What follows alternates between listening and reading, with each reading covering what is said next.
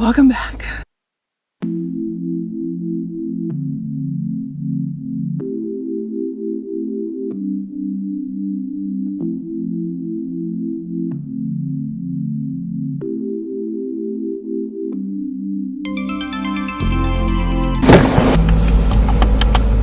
That is ice, my peeps. Ice! So, but I'm gonna sit here and talk with you guys. It's just frozen! Oh.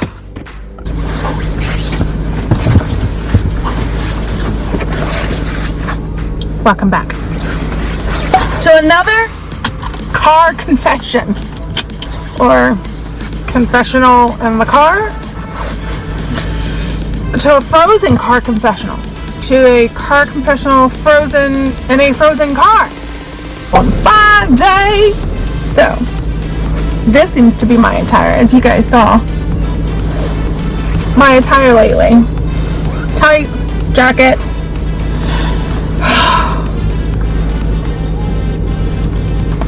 Anyway. So I really didn't put much makeup on. All I did was my eyebrows, a little bit of eyeshadow, some mascara, a little bit of blush, and some lip, which I need to put some more on. But anyway, just welcome back. I thought I would do another update for you guys. I am headed to... Where am I headed? Giant Eagle, which is a grocery store, a known grocery store up here. And you would think that if I was going to put something on to give me some life, it wouldn't be a neutral color, because I look frozen dead. Anyway, so as the car is warming up, I thought I would to give you guys an update. So I'm headed to Giant Eagle to get this bad boy filled. That is my thyroid medication.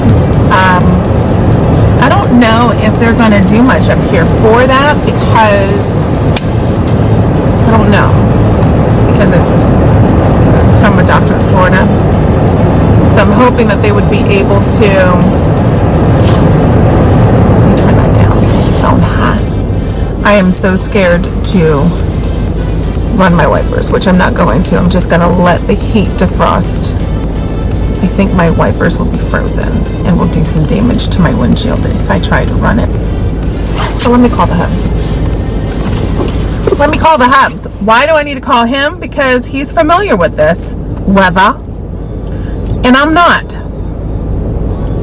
So let's give him a shout.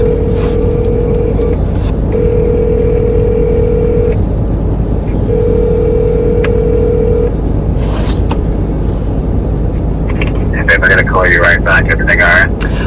Kinda, not really. So I'm sitting in a frozen car, meaning there's ice all over my windshield, by just running. Where's the scraper? Oh, that's still in the apartment. You need it. Really? I can't just... Yes, it won't. I had to scrape it off mine this morning. And you couldn't scrape mine? Okay, where are you going? To Giant Eagle. I told you I need to get my prescription filled. Okay. Yes, you need to have one of the boys come out and scrape the windshield. It won't go away. Even with the defroster on the window? It may take a minute. If you got a minute, you can wait. Yeah, if not, then have one of our hired helps do it. Okay. I'll call you back. Bye. Bye. Okay. So let me call my son, that he can bring down the window scraper. Oh, it's defrosting. Slowly. Yes? Can you please bring down the window scraper? My car is frozen over. Okay. Thanks. How are you guys doing? I hope you guys are doing fantastic. It is 28 degrees outside. And my tushy right now is nice and toasty, because my seat warmer is working beautifully. Beautifully. Wow, I'm like really pale. Am I losing color because of there's like no light? There's not no light, but there's like no sun up here. Like, I've been taking vitamin D. I actually came prepared. I brought vitamin D just in case I was going to lose, in case the sun wasn't going to be out. I'm prepared. Wow, I'm really bright light. Like, seriously.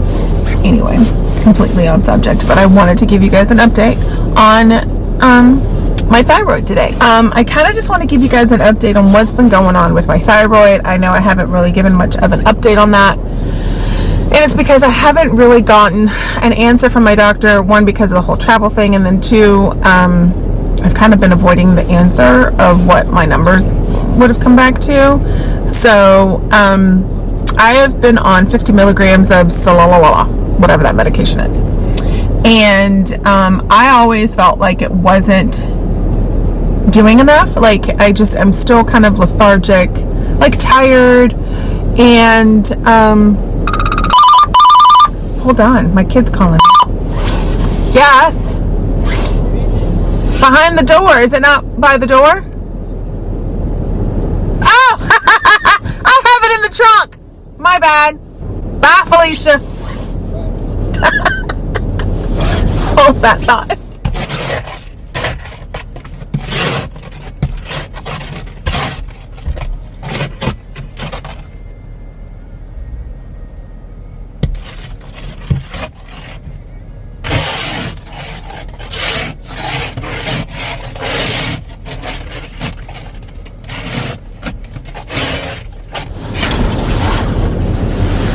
Y'all didn't see that. Y'all didn't see that I had the scraper in the car the whole time. Excuse me, as I... Nope, that's not the one.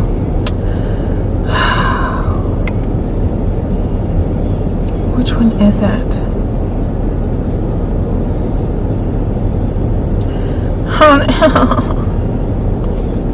Let me text him. So I saw my endocrinologist about 2 weeks before our drive up. Could have gotten my prescription filled, but I didn't get it filled because I was having, I guess because my body was regulating or trying to get used to the medication that I was on, or just because it's the whole surgery thing. It's been, I just haven't been feeling well, and he said that this was going to happen after my thyroid surgery.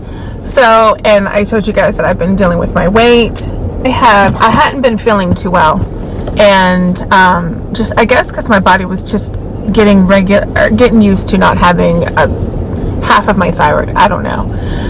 But the weird thing about my thyroid, even though I was diagnosed with thyroidism or thyroid disease, and I still had these nodules on my thyroid, my numbers always came back regular, or I don't know what scale they're using, I don't know, but my numbers always came back fine, or on the right scale, is from what I've been told. Well, I had even with all of this, I always felt like something was off. And you know when your body is off. My mood has kind of been off. My energy has always been off. And I'm going to tell you, this winter weather up here being gloomy all day doesn't really help. But I have been, I've been managing and been dealing with it. So when I went and saw him last, he had told me not to get it filled because he wanted to make sure that my blood work, my numbers came back normal, and if they did, then go ahead and fill it. If not, then we were going to change the prescription. So he gave me some samples, gave me what he had in stock or in his office to satisfy me until they got in touch with me in regards to my numbers. Well, finally heard from them because I called them, and they said my numbers were fine and to just get my prescription filled. So now I'm off to go get my prescription filled, and we're kind of concerned in regards to if they're going to even allow my prescription to get filled up here, because it's in a different state, so I'm not sure. So I'm crossing my fingers and praying that they'll allow me to get my prescription filled. But two, you know, one, the surgery, I had asked my husband the other day, like, can he really tell on the scar? And, you know, with my neck, my head down, you apparently, I guess you can't really tell. But with it up, you can, but not so much. He says he did it such a great job that it's right within the crease of my neck. So I'm pretty, you know, pretty happy in that result. But two, you know, I still have the weird sensation, you know, when they cut your nerves, of how, like, it just feels numb sometimes. So this is very much comparable to having a cesarean. So if you ever had a cesarean and you get the weird feeling down there of like your nerves, and like when they connect, how it gives you that shocking feeling. And it's like, the one thing I have yet to have up here is itching. I've always got itching right below my belly button. The weirdest thing ever.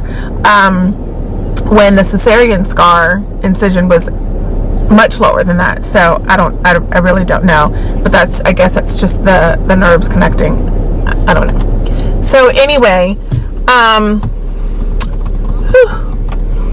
it's hot now. So that's kind of what's been going on with that. I have been just managing in regards to that. I've changed I got back on my eating regimen this week, actually. I've been working out. I'm actually hurting. My legs and my glutes have been hurting, but I know it's for, it's for, I need to do it for myself. Not do it because of weight, but I need to do it for myself. I just need to do better for myself. I will say, after my surgery is when the weight came back on. It could have resulted from the thyroid being gone. It could have resulted from being in bed and dealing with because I did deal with some depression a little bit, but dealing with it the way that I did obviously wasn't the best. But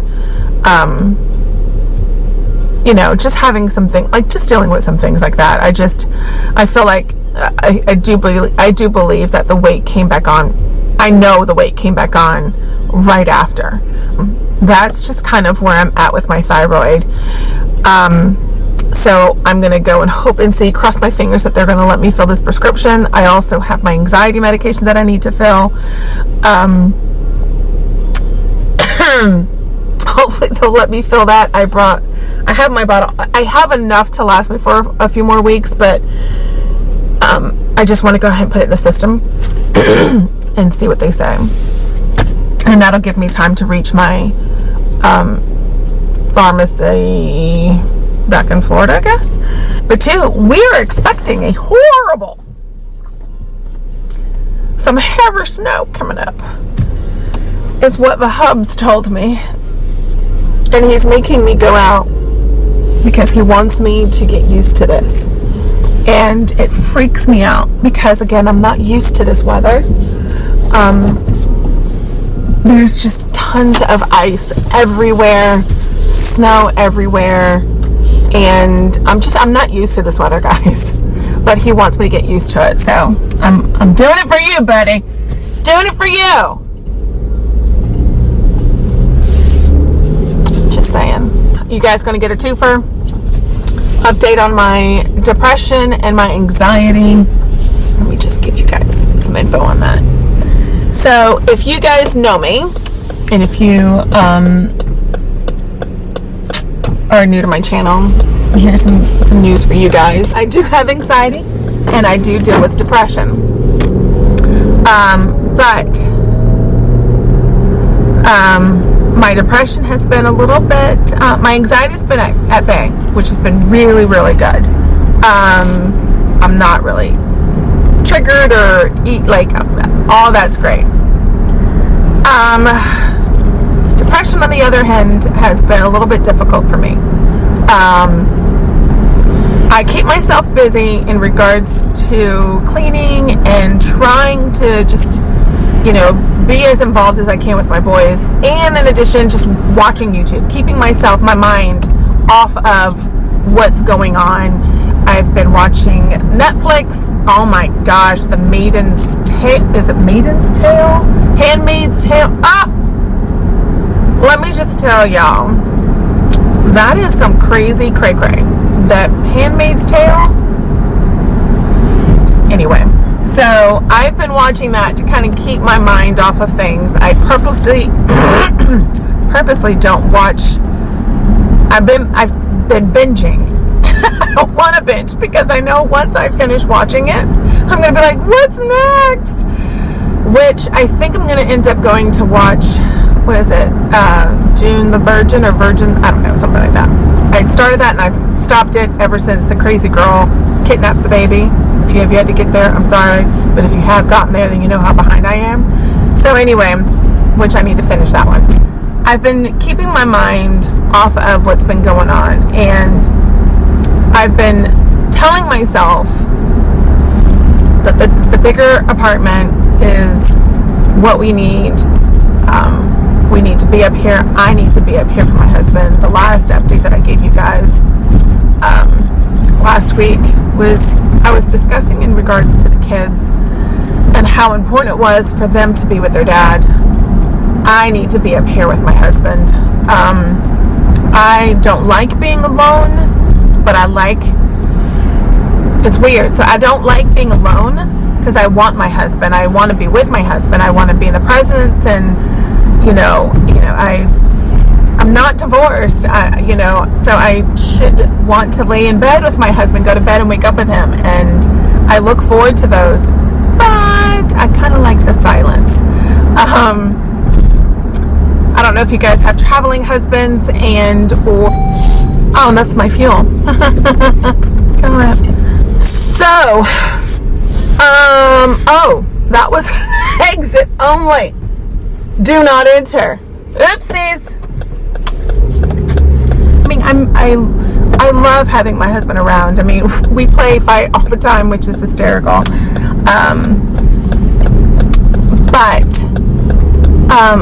I like the silence. I like not having to. I don't want to sound selfish, but I guess you don't really know until you experience that, where, when you always have your husband there, and then, they're gone, and then you're like, oh my gosh, I miss my husband. Like you don't know what you have until it's gone, and it helps the heart grow fonder and all that good jazz. Well, I do. I miss my husband. I want my husband. But I kind of like the silence.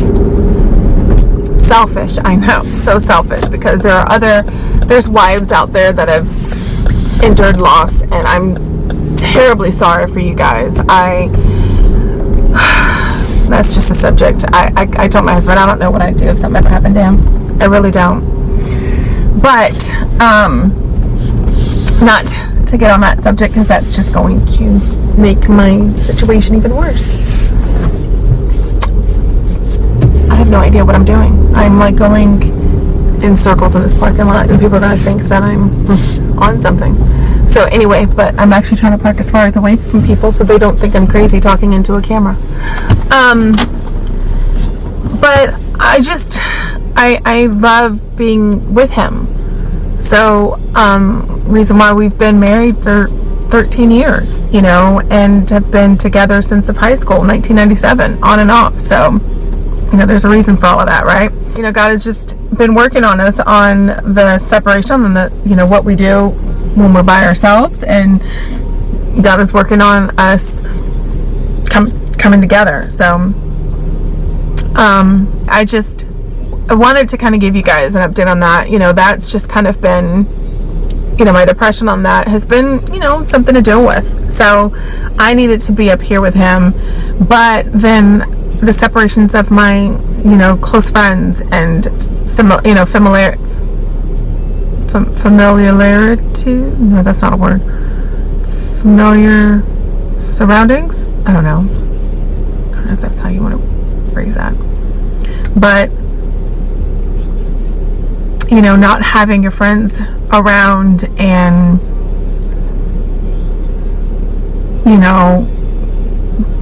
the space that you're used to, and just